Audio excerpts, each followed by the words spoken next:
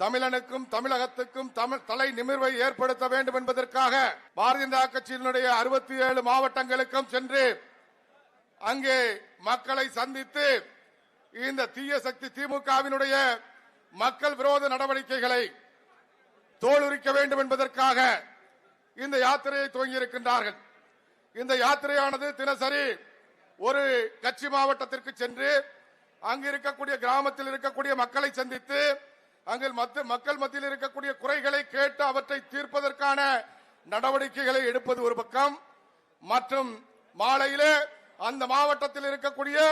தேசிய ஜனநாயக கூட்டணியினுடைய தலைவர்களோடு இணைந்து மக்களை சந்தித்து இந்த தீய சக்தி திமுக அகற்றப்பட வேண்டும், இந்த தமிழரின் பயணம் எழுச்சி பயணம், இது மாற்றத்திற்கான பயணம் என்பதை மக்கள் மத்தியில் எடுத்துச் செல்ல வேண்டும். 2026 தேர்தல் வருகின்ற பொழுது திராவிட முன்னேற்ற கழகத்தினுடைய ஆட்சி வீழ்த்தப்பட்டு தமிழகத்தில் இருந்து அவர்கள் விரட்டி அடிக்கப்பட்டு தேசிய ஜனநாயக கூட்டணியினுடைய ஆட்சி வர வேண்டும் என்ற ஒரே நோக்கத்திற்காக தமிழகம் முழுவதும் சென்று மக்களை சந்திக்க இருக்கின்றார்கள்.